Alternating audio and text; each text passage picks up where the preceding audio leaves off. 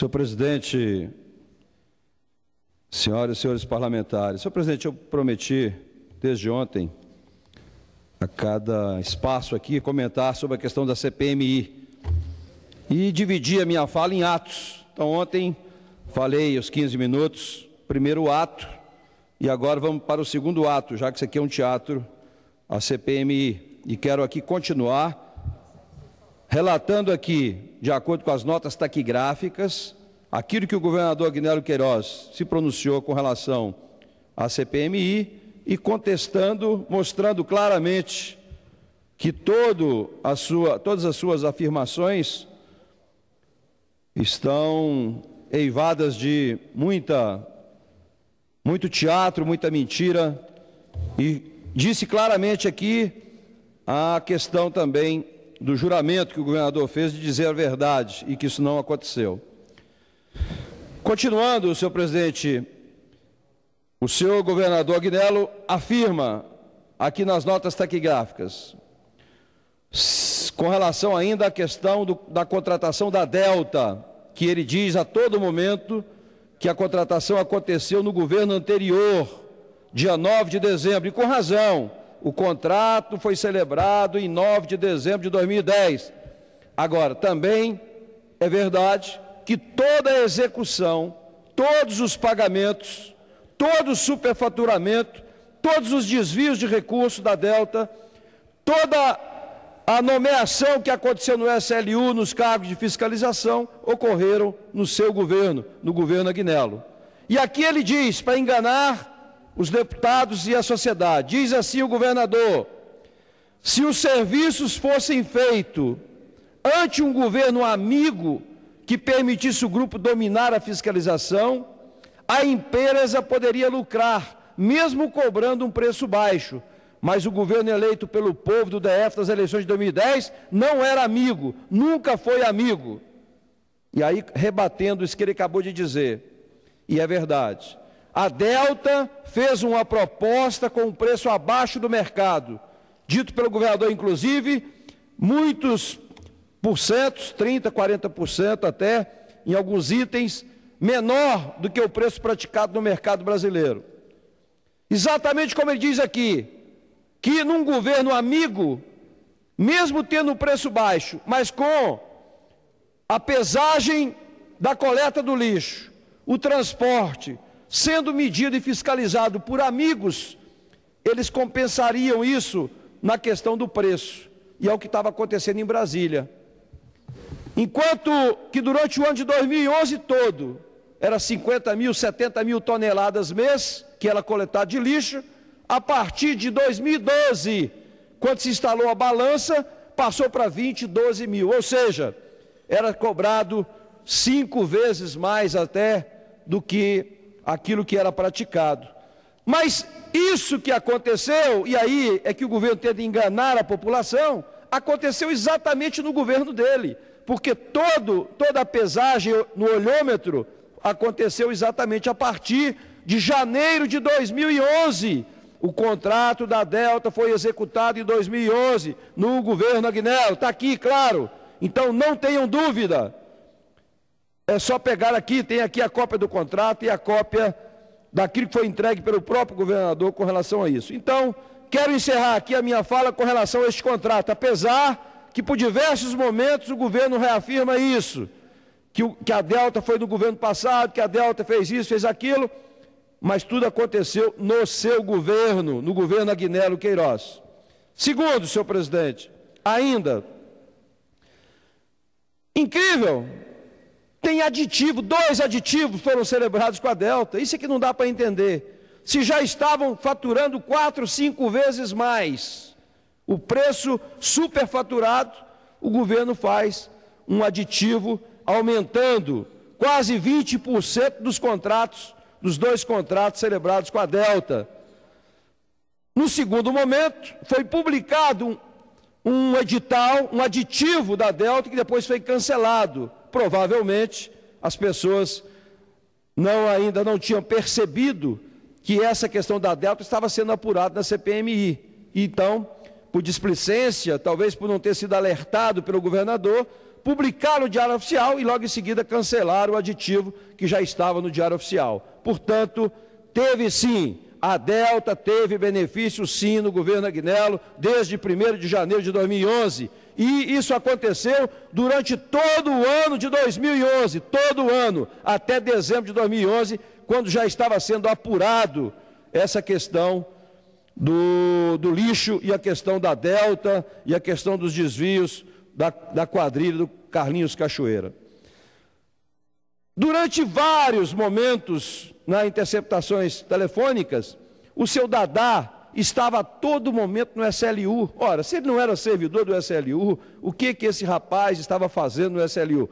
Todas as interceptações diziam: onde é que você está? Estou no DL, estou no SLU.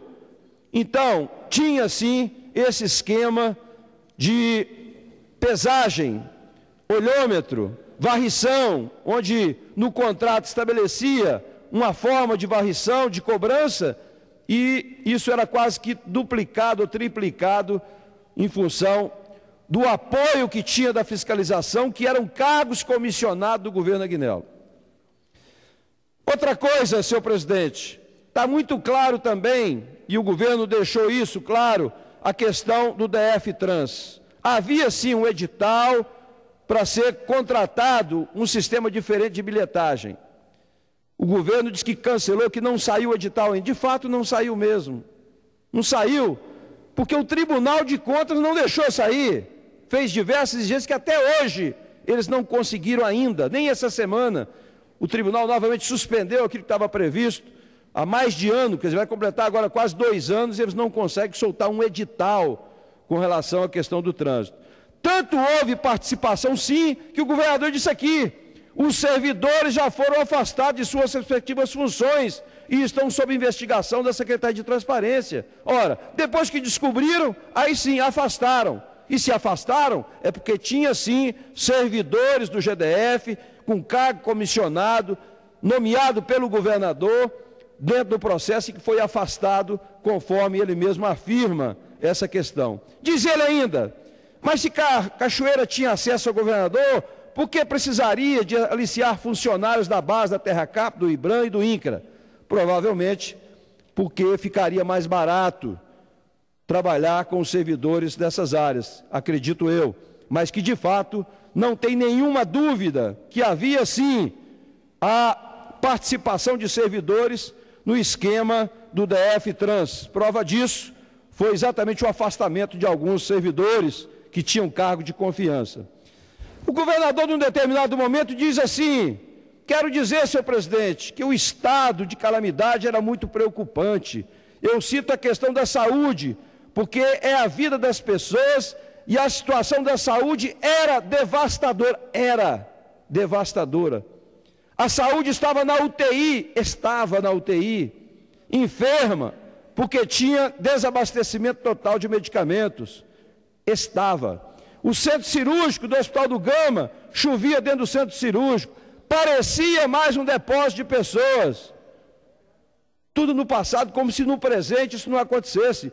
Hoje, senhor presidente, continua da mesma forma. Gente morrendo na fila, não tem remédio. Então, esse passado que é colocado aqui, que a saúde era devastadora, numa situação, continua ainda.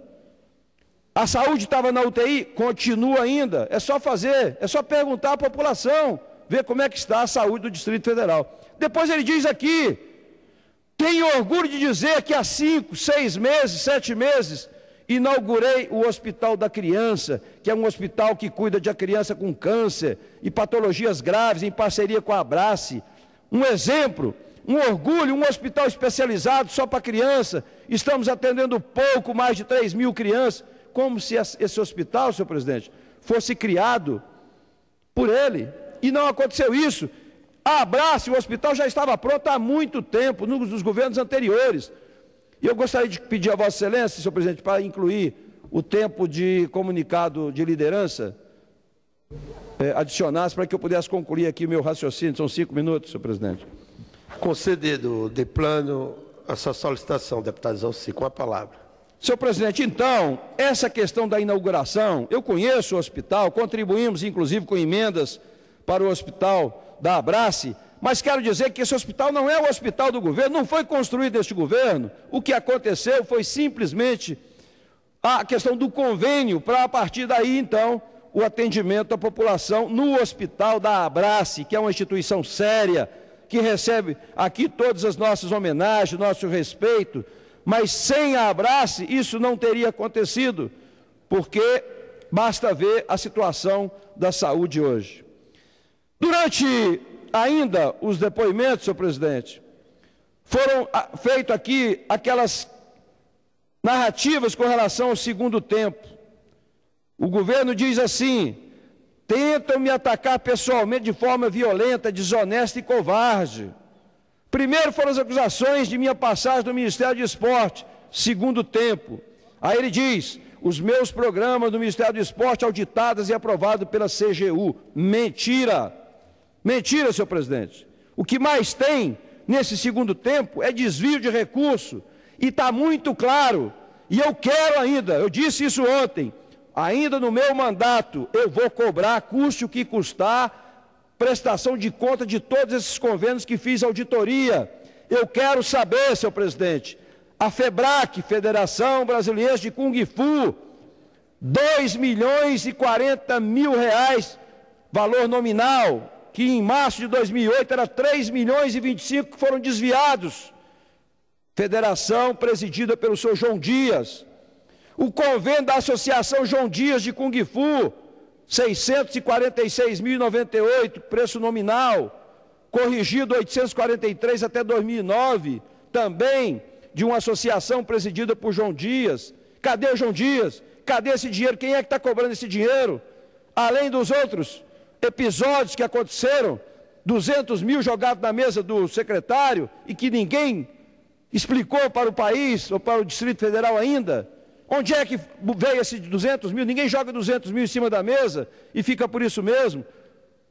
Está aqui o convênio do Instituto de Tecnologia de Educação Aplicada Novo Horizonte, 1.310.400.000, que foi totalmente desviado e que tem o testemunho do Michael, que trabalhava nesta instituição e que deixa muito claro, patente, com provas de que foi desviado para o senhor candidato à época, governador do Distrito Federal, Agnello Queiroz. E esse convênio aqui é apenas do Ministério do Esporte. Eu ainda estou aguardando, senhor presidente, que fiz no primeiro, vai fazer um ano que eu estou aguardando cópia desse processo do Ministério da Ciência e Tecnologia, porque também tem lá desvios de milhões e milhões que eu quero saber, porque informações que tenho é que também teve a interferência do ministro do Esporte, o senhor Agnello Queiroz. Está aqui a Liga de Futebol Society, devendo 1.826.400 preço nominal.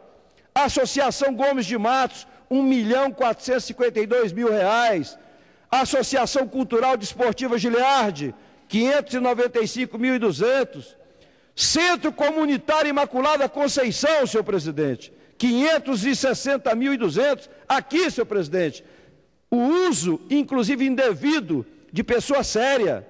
Aqui era um padre na época, hoje bispo, que atendeu o pedido de sócios do governador, de gente que atuava no processo do segundo tempo, e acabou a entidade, todas essas entidades estão sendo cobradas, e na prática o dinheiro foi desviado completamente, e que tem que ser apurado. Eu pedi a essa casa, através da Comissão de Fiscalização e Controle, para que apurasse, fizesse uma auditoria operacional conjunta, para caracterizar a formação de quadrilha, porque todos os procedimentos desses convênios são iguais.